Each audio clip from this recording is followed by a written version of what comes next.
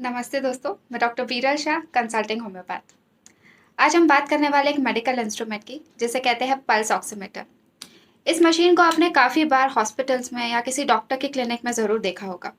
मगर हाल ही के कुछ दिनों में जब से कोरोना के केसेस बहुत बढ़ने लगे हैं, आपने इसे बहुत ज़्यादा डिमांड में या बहुत ज़्यादा लोग इसे खरीदने लगे हैं।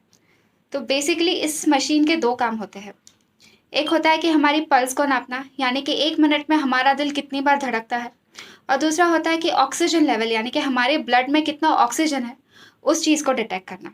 सो इन 2 कामों के लिए ये मशीन को यूज़ किया जाता है। जैसे कि अभी आप देख सकते हैं कि 99 है, वो मेरे ब्लड में ऑक्सीजन लेवल्स है, यानी मेरे ब्लड में 99% ऑक्सीजन है। और दूसरा जो 95 है, वो मेरी पल्स है, यानी 1 मिनट में मेरा दिल 95 टाइम्स धड़क रहा है। कोरोना में इसे क्यों इतना यूज़ करते हैं, तो उसके लिए हम बेसिक 1-2 चीज़ें समझते हैं कि जब हम साँस लेते हैं, तो ऑक्सीजन जो है वो हमारे नाक से लंग्स में जाता है। लंग्स से वो जितना भी ब्लड लंग्स में से पास हो रहा है, वो सारा ऑक्सीजन लंग्स जो है वो हमारे ब्लड को देता है। वो फिर हार्ट में जाता है और हार्ट से सारे ऑर्गन्स में वो डिस्ट्रीब्यूट होता है, यानी सारे हमारे ऑर्गन्स को फिर ऑक्सीजन मिलता है। अब कोरोना जो है वो हमारे सीधा लंग्स को जाके अफ़ेक्ट करता है, वो हमारे लंग्स को ख़त्म कर देता है, उसे डिस्ट्रॉय कर देता है। और वो इस तरह से इफ़ेक्ट करता है कि जो हमारे लंग्स है, उनका जो बेसिक काम होता है कि ब्लड को ऑक्सीजन देना, वो काम वो नहीं कर सकता। उसकी वजह से कोरोना के पेशेंट्स के ब्लड में ऑक्सीजन की मात्रा बहुत कम हो जाती है। उसी की वजह से उन्हें साँस फूलना वगैरह की तकलीफ़ होती है, यानी कि बॉडी में ऑक्सीजन कम हो गया है, तो फिर वो ज़ोर-ज़ोर से साँस लेते हैं, ताकि बाहर से उन्हें और ज़्यादा ऑक्सीजन मिल सके। जो पेशेंट्स हॉस्पिटल में होते हैं, उन्हें तो ये इंस्ट्रूमेंट मिलता ही है, लेकिन जो होम आइसोलेशंस में होते हैं, उन्हें भी ये इंस्ट्रूमेंट दिया जाता है, ताकि वो दिन में 3 से 4 बार अपना जो ब्लड में ऑक्सीजन लेवल्स है, उसे नाप सकें। नॉर्मल ऑक्सीजन जो लेवल्स होते हैं वो 95 और 100 के बीच में होने चाहिए। अगर ये लेवल 90 से कम हो जाता है तो फिर खतरे की बात हो सकती है, यानी जब वो 90 से कम हो तो फिर पेशेंट को ऑक्सीजन दिया जाता है।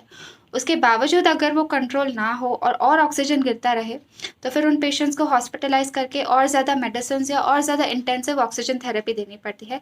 लास्ट रिसॉर्ट होता है वेंटिलेटर पे पेशेंट को डाल देना। इसीलिए जो हमारी गवर्नमेंट है, जो जब से कोरोना आया है, तब से हमारी गवर्नमेंट हमें बहुत ज़्यादा एक्सरसाइज करने के लिए या yoga, physical exercising, deep breathing exercises करने के लिए हमें प्रोत्साहन करती है, बिकॉज कोरोना से लड़ने के लिए हमें हेल्दी हार्ट और हेल्दी लंग्स की बहुत ज़्यादा ज़रूरत है।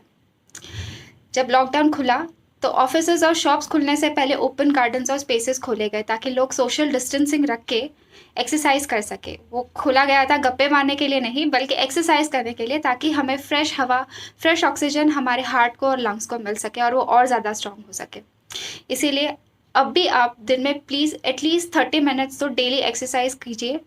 उसके साथ-साथ डीप ब्रीथिंग एक्सरसाइज़ेस, प्राणायाम वगैरह करिए। अगर आपको कुछ भी नहीं आता, तो आराम से ज़ोर से आराम से नाक से साँस लीजिए, उसे थोड़ी देर होल्ड कीजिए और फिर मुँह से उस साँस को बाहर निकालिए। जैसे आप गुब्बारे को फुलाते हो, वैसे आराम से साँस को बाहर निकालिए। आपका पेट पूरा अंदर खींचना चाहिए।